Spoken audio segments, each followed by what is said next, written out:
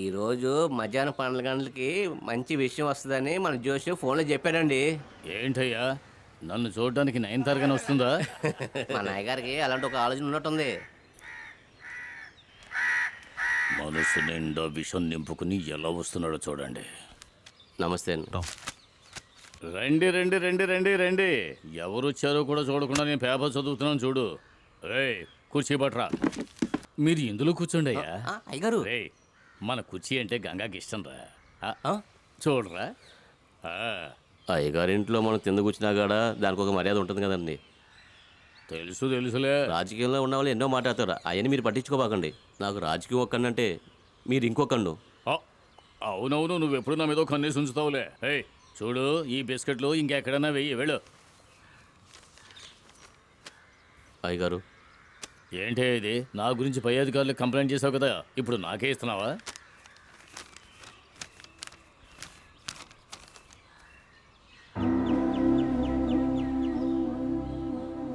ఏంటే ఇది? పిటిషన్ మీద పిటిషన్ నువ్వే పెడుతున్నావని కుర్రాళ్ళు చెప్పారు. అది నిన్నే కదా అడిగాను. అదంతా కాదయ్యా. నిన్ను ఈ స్థితికి తీసుకొచ్చింది నేను. నువ్వు నా జాత బంధువా. విశ్వాసం కావాలయ్యా. ఎవరి దగ్గర లేని విశ్వాసాన్ని నీ దగ్గర చూశాను. అందులో వ్యసమెత్తు తగ్గినా కూడా అనుమానం వస్తుంది కదయ్యా. అందుకని ఎవరైనా పదవికి రాజీనామా చేస్తారా? విశ్వాసం చూపించడానికి ఇంతకన్నా వేరే మార్గం దొరకలేదయ్యా. వదిలేవయ్యా, వదిలే. నా మనిషివి. ఈ ఊర్లో ఎప్పుడు చూసినా వానే పట్టలేదు. ఏం చేస్తాం చూడు. లోన్ ఇవ్వమని చెప్పి ప్రభుత్వమే చెప్పినా మీరెందుకు సార్ మాలాంటి వాళ్ళ కడుపులు కొడుతున్నారు? గవర్నమెంట్ డబ్బంటే ఊరికినే ఇచ్చేస్తారా? నేను చెప్తున్నానే కోపడుతున్నారు కదా. ఏ రైతైనా తీసుకున్న లోను వెంటనే కట్టారా చెప్పు. ఇకపైన రైతు అనేవాళ్ళు ఎవరైనా డబ్బు కోసం వస్తే ఇవ్వకూడదని నేను డిసైడ్ అయ్యాను. అయితే తినడం ఈ రోజు నుంచి మానేస్తున్నారా? మీ ప్రశ్నలకు సమాధానం చెప్పడానికి నేను ఇక్కడ కూర్చోలేదు. అక్కడ చూశారు కదా ఎన్ని ఫైల్స్ అలా పడిపోయి ఉన్నాయో. మిమ్మల్ని నమ్మి లోన్ ఇవ్వటం కుదరదు. షూరిటీ సైన్ చేయడానికి ఏమన్నా తీసుకురండి, అప్పుడు ఆలోచిద్దాం. అడిగేది అప్పు, ఇందులో ఎక్కిరిస్తున్నాడు. కోట్లల్లో అప్పడిగే వాళ్ళకి ఇస్తారు, వేలల్లో అప్పడిగే వాళ్ళని అవమానించి పంపుతారు.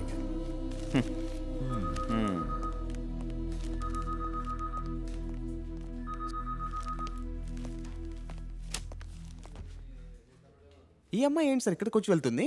ఏదో నర్సరీ డెవలప్ చేయాలని చెప్పి లోన్ కోసం వచ్చింది. షూరిటీ సైన్ చేయడానికి ఎవరు లేరనుకుంటా. వీళ్ళని నమ్మి ఎలా లోన్ ఇస్తాను చెప్పండి. మీరు నమ్మకంగా ఇవ్వండి సార్, అమ్మాయి ఖచ్చితంగా తిరిగి ఇస్తుంది సార్, ఒక టవర్ పెడతానికి 2 లక్షల రూపాయలు ఫ్రీగా ఇస్తున్నప్పుడు కూడా వద్దు మీ పని చూసుకుని వెళ్ళమని చెప్పిన అమ్మాయి ఒక 50,000 కోసం తిరుగుతుందంటే ఖచ్చితంగా అమ్మాయి తిరిగి ఇస్తుంది సార్. సార్ అది కాదు, అదేంటంటే ఆ అమ్మాయికి షూరిటీ సంతకం నేను పెడతాను సార్.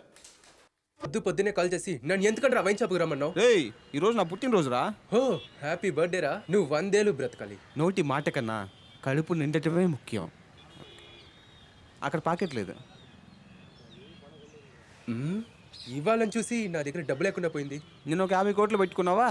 రేయ్ ఏదో కథలు చెబుతావు. 40 రా ఉంది. అది ఇక్కడ పెట్టు, తప్పులేదు. ఏంట్రా ఇంకా ఆమ్లెట్ రాలేదు? తీసుకొచ్చే లేదంటే అన్ని ఇసురు పడేస్తాను. నా పుట్టినరోజుకు నువ్వు ఇచ్చే సెలబ్రిటీ ఇదేనా? ఇది నీకని ఎవరా చెప్పింది? రేయ్ అప్పుడు ఈ కటింగ్ నాకు కదా. ఇంత చిన్న గిఫ్ట్ ఇచ్చి నిన్ను తక్కువ చేస్తానంట్రా. లైట్గా ఈ 90 వేసి పద్ధతిగా నీకు ఏం చేయాలని ఆలోచిస్తున్నాను రా. ఏం వంకాయ అవసరం లేదు, 90లో కటింగ్ ఆడకుంటే చాలు, చిరాకు తెప్పిస్తూ. నీ బర్త్డే పోయిండ్రా.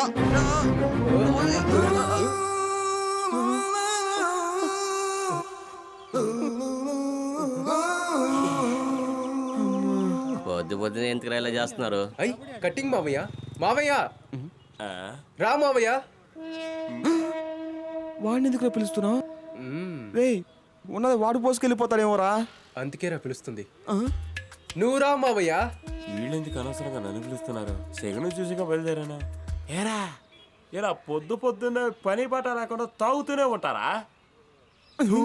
ఈ ఊరు బాగుపడుతుందారా? మావయ్య మేమేమన్నా డైలీనే తాగుతున్నాం. ఇవాళ నా ఫ్రెండ్ జింజర్కి పుట్టినరోజు, మేమిద్దరం బాగా తాగేసాం. అదేమందో తెలియట్లేదు కానీ బాగా ఎక్కేసిందే. అంతా అయిపోయినాక ఈ 90 మాత్రం కొంచెం ఉండిపోయింది. నా ఫ్రెండ్ కోసం, నా బంగారు ఫ్రెండ్ పుట్టినరోజు కోసం కొన్న ఈ కాస్ట్లీ గిఫ్ట్ని ఎవరికిరా ఇద్దాం అనుకుంటే నా కంటి ముందే మీరు దేవుళ్ళగా వచ్చి నుంచున్నారు. ఏయ్, గుడి దేవస్థానం పెద్దలందరూ అక్కడ నా కోసం ఎదురు చూస్తూ ఉన్నారు. మీరు 98కి పిలుస్తున్నారా? ముందు మనుషులకి గౌరవం నేర్చుకోడరా. ఈ మర్యాద ఏంటో ఒక్కొక్క జాతరలోనే చూస్తున్నానుగా. రికార్డింగ్ డాన్స్ జరిగేటప్పుడు కూడా నీకు లాస్ట్ లోనే సీట్ వేస్తున్నారు. దానికి నేనేం చేయాలి చెప్పండి రా. ఆ కమిటీలో 1000 తప్పులు జరుగుతున్నాయి మావయ్య. పోయినసారి డాన్స్కి ఖర్చు అయింది 7000, కానీ అక్కడ రాసింది 20000. కుంభాభిషేకానికి ఖర్చు 3 లక్షలు, కానీ రాసింది 4 లక్షల చిల్లరు. నువ్వు ఏ రోజైనా ఇది అడిగావా? నువ్వెలా అడుగుతావు? నలుగురిని చూస్తేనే చేతులు కాలంతా వణికిపోతాయిగా. ఈ కటింగ్ నేవి మావయ్య 4 మందినేంటి 400 మంది వచ్చినా కూడా ఎలా నుంచుంటావో చూడు. మాకంటే వెనక పుట్టిన మీరు కొనిస్తే నేను తాగరా? మా అల్లుడికి నేను ఎలా మర్యాద చేస్తానో ఎప్పుడు చూడండి రా. కటింగ్ కొనిచ్చినందుకు ఎన్ని డబ్బులు బయట పెట్టాడే. క్వార్టర్ కొనిస్తే ఇల్లు రాసి చేస్తానేమో. అమ్మితే పోయేదే బ్యాలెన్స్ బ్యాలెన్స్. దీనికేనా? నువ్వు సంపాదించిన ఒకే జీవి ఇతనేరా. వద్దు మావయ్య, మాకు ఇప్పుడే ఎక్కువైపోయింది. ఇంతకు ముందు వెళ్తే ఐ, ఇక అసలు నేను మనిషిగానే ఉండను. నా పుట్టినరోజు వీటి డబ్బులతోనే ఎంజాయ్ చేయాలని ఉంది. దాన్ని ఓవర్ యాక్టింగ్ చేసి చెడగొట్టమాకరా.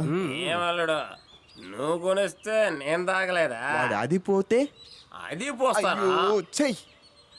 ఎలా చూడాలడో నా ప్రేమను చూసి మీ నాన్న సంతానంతో అడిగి చూడు.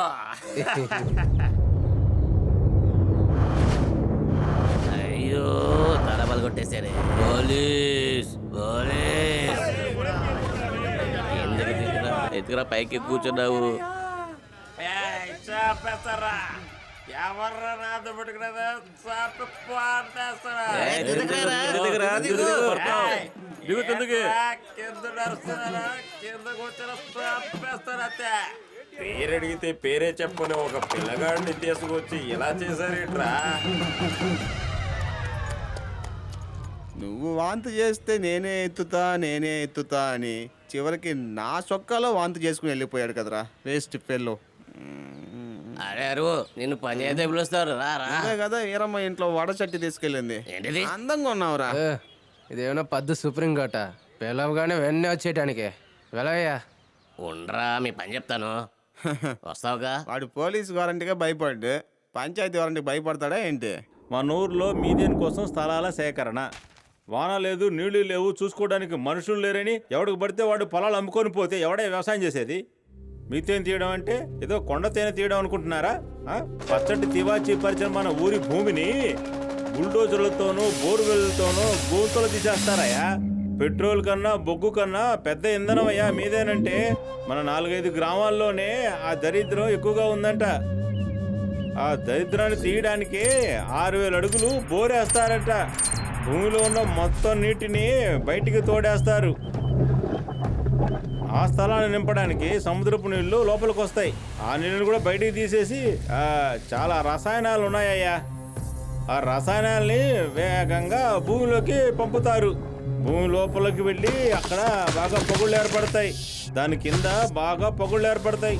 ఆ రసాయనాలని ఆ ఉప్పు నీళ్ళని బయటికి తోడి పారబోసినప్పుడు మన ఊర్లో ఉన్న చెట్లు చేమలు అన్నీ కరిగిపోయి శ్మశానంగా మారిపోతుందయ్యా.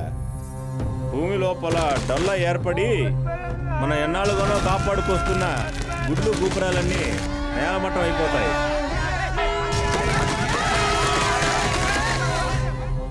దేశానికే అన్నం పెట్టే మన ఊరు ఎడారిగా మారిపోతుంది.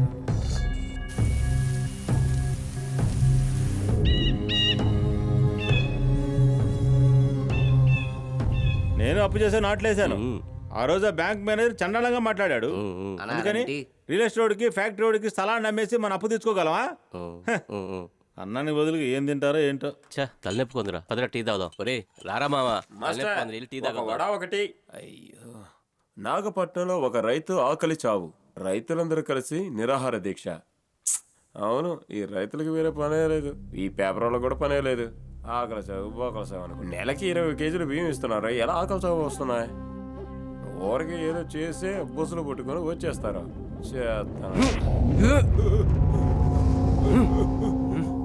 ఎందుకు షర్టు పట్టుకున్నావు? ఏయ్, నీ డ్రెస్ పట్టుకున్నంత వల్ల నీకేం గాయం అవ్వలేదు. రేపై ఏమి చనిపోవు, కానీ అందరి మధ్య నీ కాలర్ పట్టుకున్నానన్న అవమానం ఉంది కదా, అదే నిన్ను చంపేస్తుంది. తిండి దొరక్క చనిపోతే దానికి పేరు ఆకలి చావు కదరా. నలుగురికి తిండి కూడా పెట్టలేక చనిపోతున్నావు చూడరా, అదే ఆకలితో ఉన్న చావు. ఈ చావుకంతా మీరు బాధపడక్కర్లేదు, కానీ తప్పుగా మాట్లాడకండి, అది చాలు. నీలాగా చదువుకున్న వాడినేరా నీకు కూడా. ఎంఎస్సి గోల్డ్ మెడలిస్ట్, కానీ వ్యవసాయం తప్ప ఇంకా వేరే ఏ పని చేయనని కాన్ఫిడెంట్గా ఉన్నాను. డబ్బులు ఇస్తే అన్నం దొరుకుతుందన్న అహంకారమే కదరా నీకు. నిన్న చనిపోయిన ఆ వ్యవసాయికి 15 ఏకర్స్ ఉన్నాయిరా. రియల్ ఎస్టేట్ అది ఇది అని అమ్మేసినా కూడా జీవితం మొత్తం కూర్చొని తిని ఉండొచ్చురా. కానీ ఇక్కడ ఆయన కడుపు నిండుగా ఊరేసుకున్నారా, అది తెలుసుకో. ఓరా.